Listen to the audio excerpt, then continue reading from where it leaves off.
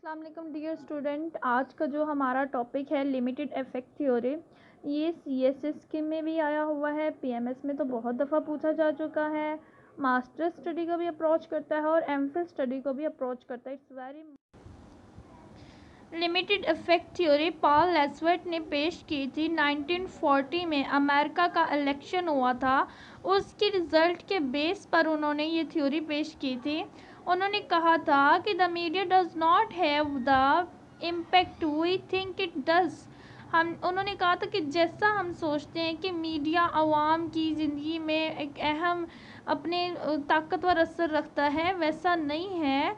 ये इसका बिल्कुल ही मीडिया वैसा इम्पेक्ट नहीं रखता जैसा हम लोग सोचते हैं। Only a few people are actually open to psychologically manipulation of the media.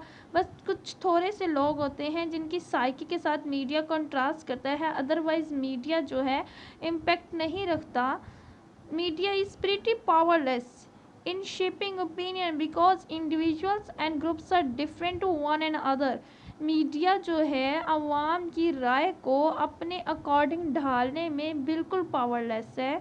वो ग्रुप की और जो इंडिविजुअल पर्सनल सोचता है वो बिल्कुल इन दोनों में डिफरेंट होता है। दोनों अलग अलग तरीके से सोचते हैं, हर इंसान की अपनी अपनी थॉट होती है। वो मीडिया जो है वो प्रीटी पावरलेस है, हेल्पलेस है लोगों की ओपिनियन को अपने अकॉर्डिंग ढालने में। आगे चल के वो कहते हैं कि media rarely influence individuals decision making. Media बहुत ही कम सीन में किसी एक बंदे के डिसीजन लेने में असर रखता है।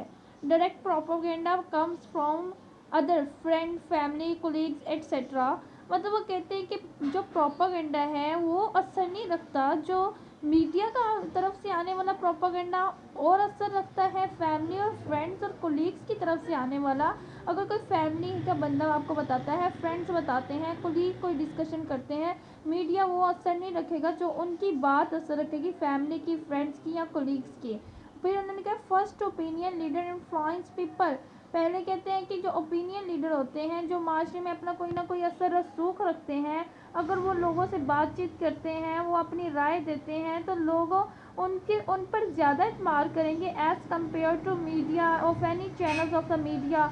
वो उन पर ज़्यादा इत्मार नहीं करेंगे। ऑडियंस और adult have already dependent opinion independent from the media. Audience adult हो चुकी होती है, मतलब ऑडियंस पहले ही किसी से इंफॉर्मेशन लेके अपना पॉइंट ऑफ व्यू बना चुकी होती है, जो मीडिया उनका बनाना चाह रहा होता है। फिर वो मीडिया का असर उस तरह नहीं लेते जिस तरह मीडिया आवाम को अपने असर में, अपने इन्फ्लुएंस में लेना चाह रही होती है। इसलिए वो कह रहे थे कि मीडिया का जो असर है वो लिमिटेड है। मीडिया लिमिटेड अफेक्ट करता है, ऑडियंस की लाइफ में लिमिटेड अफेक्ट रखता है। मीडिया पावरफुल इफेक्ट नहीं रखता। पॉल लेसवर्ट ने आगे जाके कुछ रीजंस बताई हैं जिनकी वजह से मीडिया का जो इफ़ेक्ट है वो लिमिटेड होता है। सबसे पहले जो रीज़न वो बताते हैं, वो कहते हैं इंडिविजुअल्स डिफरेंस। हर बंदा दूसरे बंदे से दूसरे तरीके से सोचता है। ज़रूरी नहीं कि हर इंसान एक जैसा ही सोचे, हर इंसान की पसंद नापसंद कुछ और होती है, दूसरे से डिफरेंट होती है। लेकिन मीडिया एक वक्त में हज़ारों सैकड़ों लाखों लोगों तक एक ही मैसेज पहुंचाएगा, जबकि हर किसी की साइकी, पर्सनालिटी, दूसरे से behaviour, thinking behaviour, liking disliking दूसरे इंसान से डिफरेंट होती है। इसलिए मीडिया का सबसे पहली रीज़न तो यही है कि मीडिया का इफ़ेक्ट जो है वो लिमिटेड होता है। दूसरी बात वो कहना चाह रहे हैं कि ना जो पर्सनैलिटी करेक्टरिस्टिक्स होती हैं, ऑडियंस होती हैं, ग्रुप्स मेंबरशिप्स होती हैं, उसके अलावा क्लास में इंसान बैठता है, उठता है, ग्रुप्स में जाता आता है, ग्रुप्स में डिस्कशन होती है, वो ज़्यादा लोग मीडिया का यूज़ ही नहीं करते। वो ग्रुप्स में उठते हैं, बैठते हैं, क्लास में डिस्कशन करते हैं, कोलीग डिस्कशन करते हैं। तो इस तरह मीडिया से वो बाद में बात सुनते हैं, वो अपना ओपिनियन पहले ही बना चुके होते हैं। तो इस तरह जो है मीडिया का जो है इफ़ेक्ट वो लिमिटेड हो जाता है। इन दीज स्टेप्स मीडिया का इफ़ेक्ट जो है वो लिमिटेड हो जाता है अकॉर्डिंग टू द पॉल लेसवर्ट। पर्सनल इन्फ्लुएंस में क्या क्या स्टेप हैं जो कि ओपिनियन बनाने में हेल्प करते हैं, उनको डिस्कस किया उन्होंने कि ग्रुप में के साथ होते हैं, आउट ऑफ द ग्रुप होते हैं, सोशल जो भी उनका होता है, सोशल लोकेशन होती है, ये सारी चीज़ें, सारी बातें मैटर करती हैं उनका ओपिनियन बनाने में।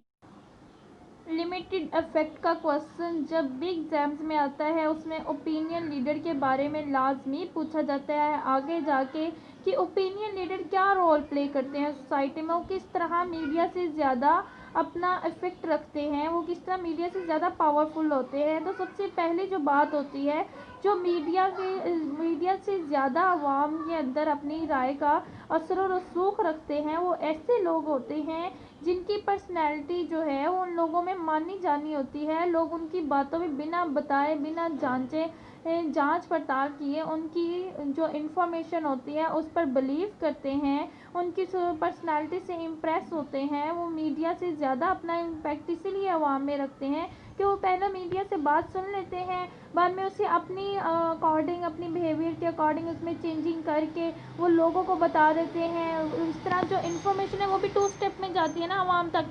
पहले वो ओपिनियन लीडर से बात सुनेंगे, पहले वो अपनी ओपिनियन बना चुके होते हैं, फिर वो मीडिया के पास जाते हैं, फिर वो मीडिया का इफेक्ट लिमिटेड ही रहेगा क्योंकि वो पहले ही अपना ओपिनियन बना चुके होते हैं। जो ओपिनियन लीडर होते हैं वो लोग होते हैं जो अपना असर और रसूख रखते हैं, अपने ग्रुप के अंदर असर और रसूख रखते हैं, उनकी पर्सनैलिटी में अट्रैक्शन होती है, उनकी बातों में लोग बिलीव करते हैं, बिना जांच पड़ताल के बिलीव करते हैं, और ये सब ओपिनियन लीडर में आएगा।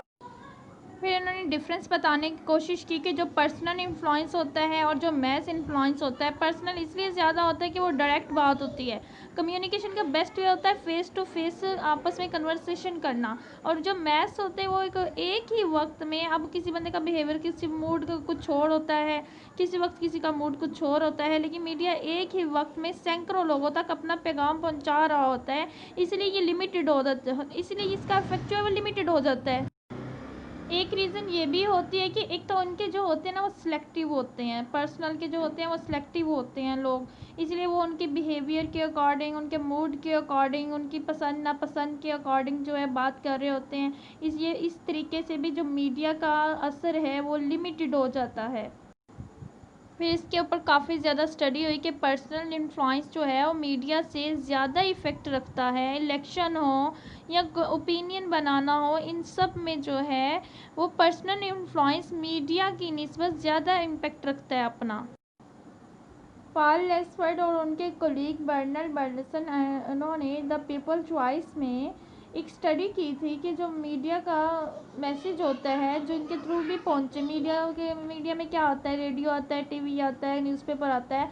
उस वक्त तो रेडियो इतना इन था, न्यूज़पेपर इतना इन था जिनसे लोगों तक मैसेज जाते थे। तो उन्होंने कहा था ये जो इसका इम्पैक्ट होता है वो पीपल किस तरह चॉइस करते हैं, मीडिया किसको सपोर्ट कर रहा है, लोग वोट किसको कर रहे हैं। उन्होंने एक केस स्टडी तैयार की थी जिसमें उन्होंने देखा था कि कितने लोगों ने वोट किया, किस बिहाफ पे किया, मीडिया का फोकस किस पर था, लोगों ने वोट किसको किया, कितने % लोगों ने उसका असर लिया, कितने % लोगों ने वोट ही कास्ट नहीं किया और उन्होंने अपनी राय चेंज की थोड़ा अरसा बाद जाके। ये सारी उन्होंने स्टडी तैयार की थी जिसकी बेस पर उन्होंने ये अपनी थ्योरी भी प्रेजेंट की थी। इसमें आपको क्वेश्चन किसी भी तरीके से आ जाए कि पर्सनल इन्फ्लुएंस ज़्यादा ताकतवर होता है, ज़्यादा पावरफुल होता है as compare to media impact, तो आप इसको limited effect of media influence आप इजीली लिख सकते हो। उसके बाद आपको अगर आ जाता है कि ओपिनियन लीडर, तो इसमें आएगा ही आएगा। ओपिनियन लीडर ज़्यादा एक्टिव होते हैं एज़ कम्पेयर टू मीडिया, जो अपना आवाम पे, ऑडियंस पे अपना असर डायरेक्ट रखते हैं और लोग उनकी बात को ज़्यादा तवज्जो से सुनते हैं as compare to the message of the media. ये क्वेश्चंस पेपर्स में बहुत ज़्यादा आता है, लेकिन डिफरेंट वेज से आप पूछा जाता है। 2 step law of communication, 2 step law of communication है, लिमिटेड इफेक्ट है, ओपिनियन लीडर है, इसमें सब कुछ आ रहा है। तो 2 स्टेप लॉ ऑफ इस थ्योरी में इसका क्या कॉन्सेप्ट है, इस थ्योरी में ये कॉन्सेप्ट है कि जो इन्फॉर्मेशन होती है वो 2 स्टेप में एक आवाम तक, एक आम इंसान तक पहुंचती है। सबसे पहले तो उन्होंने बताया कि ओपिनियन लीडर होते हैं, ओपिनियन लीडर होते हैं जो कि अब इंफॉर्मेशन ले लेते हैं मीडिया से, फिर वो जाके आवाम को अपनी तरीके से बताते हैं और फिर वही इंफॉर्मेशन जो है मीडिया बताता है। इस तरह वो पहले उसको तोड़ मरोड़ के पेश कर चुके होते हैं, मीडिया बाद में कुछ बताता है। तो इस तरह जो आवाम तक इंफॉर्मेशन पहुंचती है वो 2 स्टेप में जाती है। First step opinion leader, then media. Marks gain करने की सबसे बेहतरीन पॉलिसी यही है कि आपको जो भी थ्योरी है आप उसके वीकनेसेस ज़रूर लिखें। उसके वीकनेसेस ज़रूर लिखें कि उसके ऊपर क्या क्रिटिसिज्म किया गया, उसके ऊपर क्या सवालात उठाए गए। तो इस थ्योरी के भी वीकनेस थे कि एक तो सबसे पहले इसमें मीडिया के जो लिमिट इफेक्ट है वो उस दौर में लिमिटेड करके दिखाए जा रहे हैं जब टीवी का ज़माना ही नहीं था। 1940 की बात कर रहे हैं और तब टीवी इतना इन ही नहीं था। फिर सिर्फ इलेक्शन के रिज़ल्ट को लेकर आप मीडिया के इफेक्ट को लिमिटेड कर रहे हो, सिर्फ इलेक्शन के रिज़ल्ट नॉट मच इस सर्वे के लिए, स्टडी के लिए कि सिर्फ आप इलेक्शन के रिज़ल्ट लेकर उसको बेस बना के पेश कर रहे हो, तो that's is not too much कि आप लिमिटेड कर रहे हो मीडिया के इफ़ेक्ट को। उसके बाद जो नेक्स्ट स्टडी आई थी उन्होंने मीडिया का, इसमें सिर्फ 2 स्टेप लॉ ऑफ कम्युनिकेशन है, लेकिन जो नेक्स्ट स्टडी उस पर की गई थी उसमें मीडिया का जो इन्फ्लुएंस था वो मल्टी स्टेप्स में कर दिया गया था। इस थ्योरी को रिप्रेजेंट करने का फ़ायदा ये हुआ कि सबसे पहले तो इन्वायरमेंट में फोकस किया गया कि किन किन स्टेप्स में, किन किन इन्वायरमेंट में मीडिया आप अपना असर रखता है और किन इन्वायरमेंट में नहीं रखता। इसके अलावा मीडिया के अलावा भी कोई पर्सनालिटी है जो मीडिया से ज़्यादा अपना असर रसूख आवाम में रखती है, आवाम तक इन्फॉर्मेशन पहुंचती कैसे हैं, कौन लोग ज़्यादा डायरेक्ट फंक्शन करते हैं, ज़्यादा डायरेक्ट अपना असर रखते हैं एज़ कम्पेयर टू मीडिया, और मीडिया के इफ़ेक्ट को कौन सी चीज़ें हैं जो चैलेंज कर रही हैं, जो उनके इफ़ेक्ट को वैसे नहीं होने दे रही, वैसे इम्पेक्ट नहीं होने दे रही जैसा कि मीडिया को होना चाहिए।